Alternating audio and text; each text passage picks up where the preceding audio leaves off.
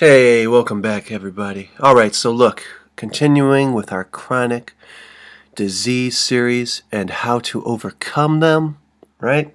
Today we're going to be looking at chronic fatigue syndrome. So let's get into it. Let's get you that helpful information. It's going to be another long one, so you know what it is. Settle in. There's a ton of information to go over. So let's get started. Chronic fatigue syndrome. Here's some pathophysiology for you. Also known as CFS. Also known as chronic fatigue and immune dysfunction syndrome, which is CFIDS. This is a puzzling and complex idiopathic condition defined only by its symptoms because of the absence of any known confirming diagnostic criteria. Chronic fatigue syndrome is characterized by persistent, debilitating fatigue, not relieved by rest and not accounted for by any specifically identified medical or psychiatric condition. Although the etiology and pathophysiology of CFS remain unknown, it could be possible that this is caused by a viral infection, immunological dysfunction, possibly abnormal hypothalamic pituitary adrenal axis activity, which is known as HPA, neurally mediated hypotension, nutritional deficiency, and profound psychological stress. Chronic fatigue syndrome likely represents a common endpoint of disease resulting from multiple causes. So in addition to the fatigue symptoms, symptoms of CFS may include frequent sore throats, painful lymph nodes, headache, difficulty with concentration and memory, and a low-grade fever. Chronic fatigue syndrome and fibromyalgia have similar symptomatic characteristics. However, individuals with fibromyalgia also experience disuse non-articular soft tissue pain. Chronic fatigue syndrome has been thought to disproportionately afflict well-educated Caucasian women, but recent evidence suggests that CFS affects all racial and ethnic groups and both sexes. Current estimates are that approximately 500,000 people in the United States have CFS-like condition. All right, guys, we're going back. 1988, the Center for Disease Control published a set of criteria for defining cases in CFS.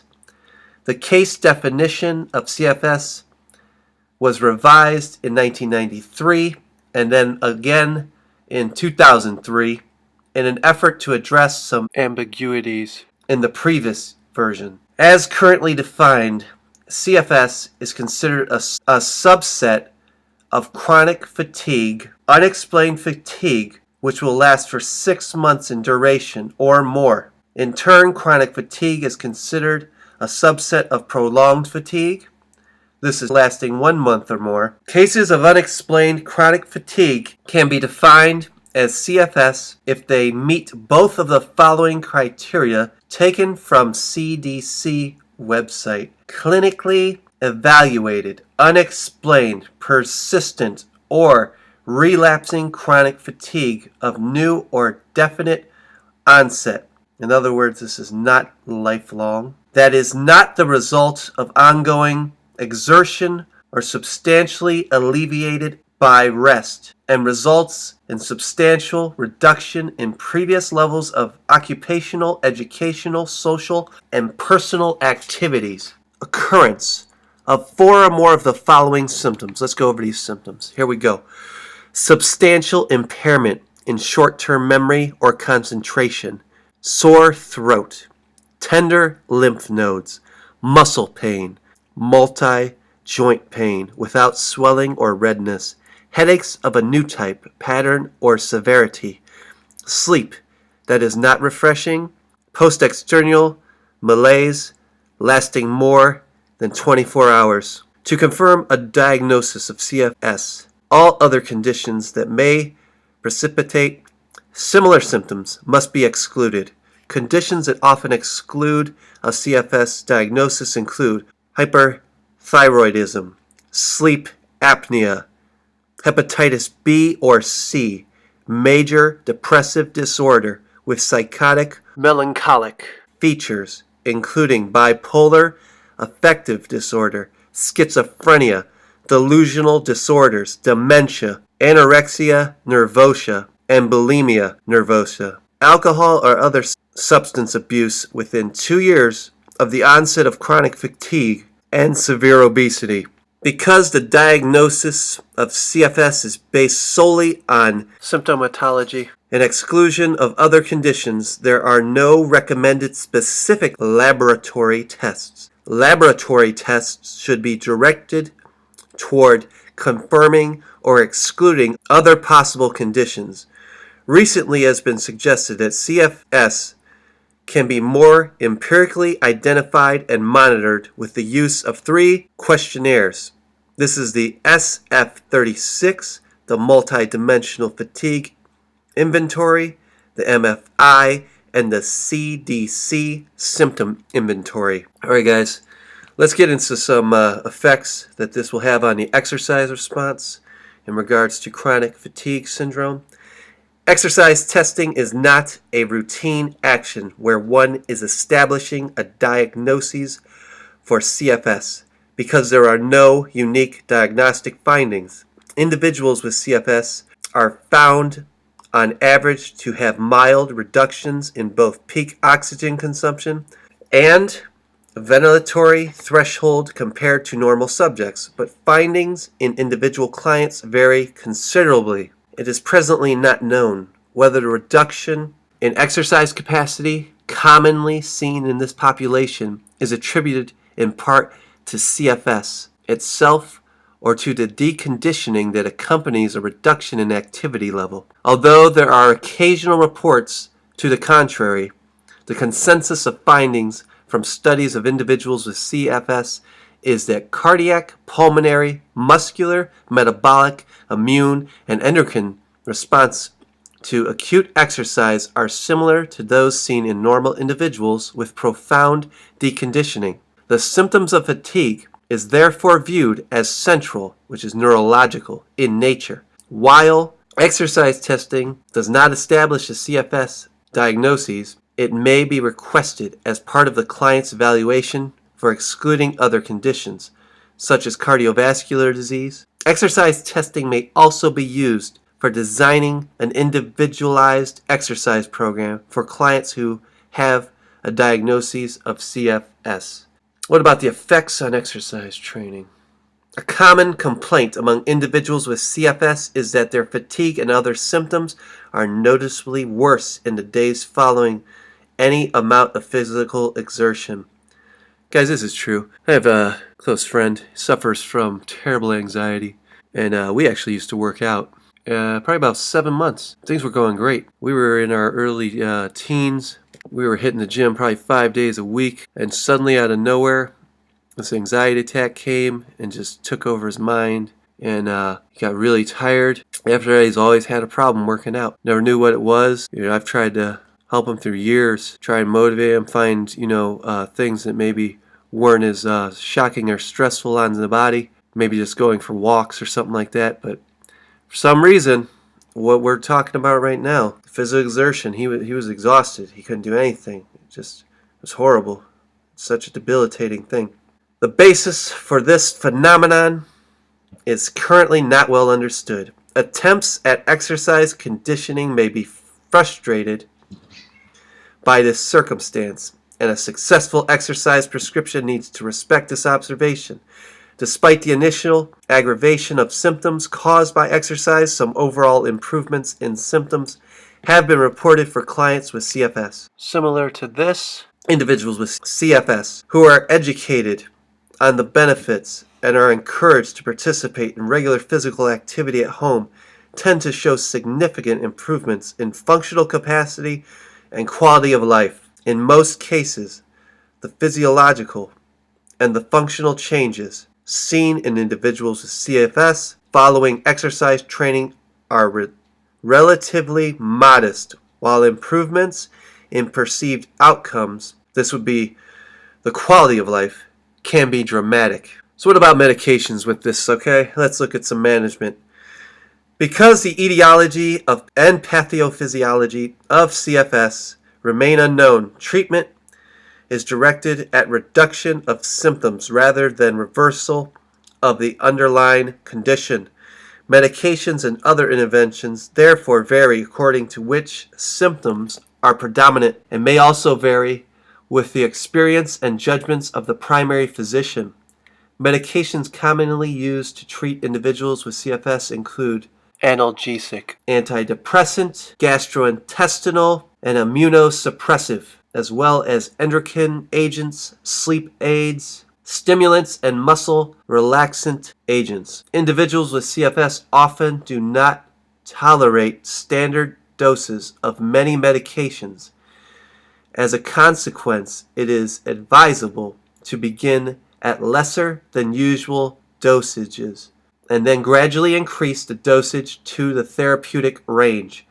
People with CFS often seek relief of their symptoms through remedies that are available outside of the traditional medical model, such as dietary manipulation, vitamins and minerals with supplementation, herbal preparations, massage therapy, and aromatherapy.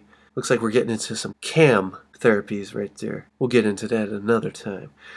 So what are recommendations for exercise testing with someone with this condition? Incremental exercise testing with monitoring of standard cardiovascular and ventilatory response, which would be like an electrocardiogram, your blood pressure, your heart rate, your respiratory gas exchange, and ventilation. These all may be indicated as a screening test for individuals whose diagnosis is not yet established. If a myopathic disease is suspected, as an alternative diagnosis, appropriate screening for metabolic intermediates in blood or muscle sample might also be incorporated into the study. Individuals with long-standing symptoms are very likely, to have had a low level of exercise activity and have undergone significant deconditioning. Work rate increments used in testing will therefore usually be low relative to the levels that would be predicted for age, size, and gender. For example, protocols initiated at work rates below 2 METs, metabolic equivalents right there, guys, and increasing to 0.5 METs to 1 METs per stage have been effective. I got a table. I'm about to show you it. We're going with 30.1. Important considerations during exercise testing include the following. Clients with CFS often seek remedies for symptom relief that are available outside of the traditional medical model. Testing should be scheduled for a day when a client does not have other activities scheduled. Little is known about the clinical effect of exercise training in this population. Thus, general recommendations regarding exercise programming for individuals with CFS are difficult to make. I got another table. We're going to throw it in there. 30.2.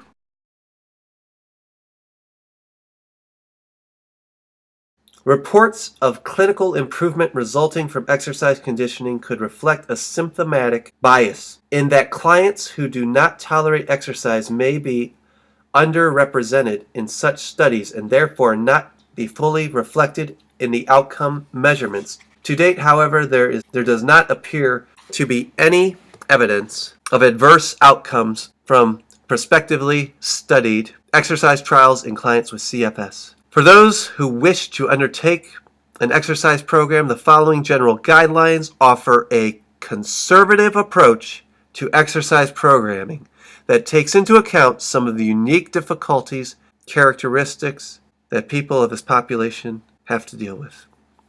The goal of exercise programming in this condition should be first and foremost to prevent further deconditioning that could compound the disease of chronic fatigue. Individuals and trainers alike should resist the temptation to adopt a traditional method of training aimed at optimization of aerobic capacity and should focus instead on modest goals of preventing progressive deconditioning. individuals should be warned that they might feel increased fatigue in the first few weeks of an exercise program. Exercise should generally be initiated at very low levels based on the client's current activity tolerance. Aerobic exercise should utilize a familiar activity such as walking that can be started at a low level. Flexibility exercise may be prescribed to preserve normal ranges of motion. Strength training should focus on prevention of levels of strength with daily living activity and should attempt to avoid activities and intensities that induce delayed onset muscle soreness. So avoid creating DOMS. The progression of exercise activity should focus primarily on increasing the duration of moderate intensity activities in preference to increase exercise intensity. Identification of the appropriate magnitude of progression from one exercise session to the next is the most challenging aspect of exercise programming for individuals with CFS. They should be coached to not overexert themselves on days when they are feeling well and to reduce their exercise intensity when their symptoms are increased. Finally, guys, we'll wrap it up with just some special considerations. Several psychological considerations are relevant to exercises in individuals with CFS.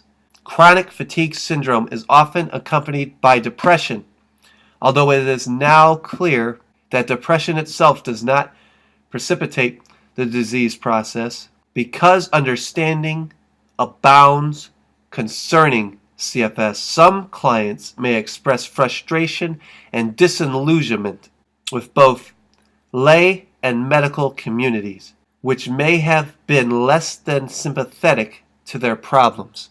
A supportive and understanding environment is important in evaluation and counseling of clients with CFS. Clients who have CFS cope with their symptoms in part by planning their activities so as to budget their energy. Providing advanced information about what they can anticipate when referred for exercise testing or training will help them to do so. Guys, and one thing that I wanted to tell you about is any of you that work if any of you work around chemicals, if you're a reporter or if you're in a factory and you have to, maybe you're in a restaurant and you have to use these very caustic chemicals. I know somebody, and they used to work around these chemicals, and they were very, very fit, great shape, okay? Started working, and after 6 months, slowly these chemicals started seeping into their body, right? They still protected themselves, wore things and, protective gear and what have you, but there is some research that suggests that if you are around some caustic chemicals, that this, after exposed for long periods of time, not meaning hours, more like months of using the same chemicals over and over, can cause symptoms similar, if not lead to CFS. So you guys go look that up yourself. That's just a little side note I wanted to add in there. All right, so here we go. Let's go with the websites, some evidence-based guidelines. Royal College of Pediatrics and Child Health, 2004. Available from www.rcpch.ac.uk/research/CE guidelines/appraisals-details. Here's some Whiting P. Bagnell AM, Swoden AJ, ETL. Interventions for the treatment and management of chronic fatigue syndrome, a symptomatic review. We got JAMA, JAMA period, 2001, 286. Then you got 1360-1368. Here we got Working Group of the Royal Australian College of Physicians, Chronic Fatigue Syndrome, Clinical Practice Guidelines, 202. We got Med J Aust, period 2002, May 6th, 176th. And we're going on to our suggested websites. Center of Disease Control right here. Chronic Fatigue Syndrome, www.cdc.gov/CFS. Then you got the CFIDS Association of America, which is www.cfids.org. Finally, we have the IACFS/ME International Association for CFS/ME,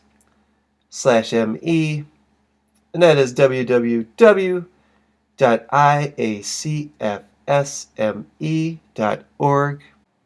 Alright guys, so that finishes this one. As you can see, regardless of what chronic disease you are currently challenged with, that's no excuse.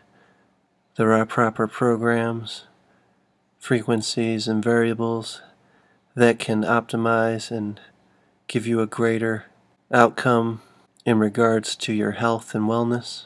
So with that, I'm going to end this video. I wish you well.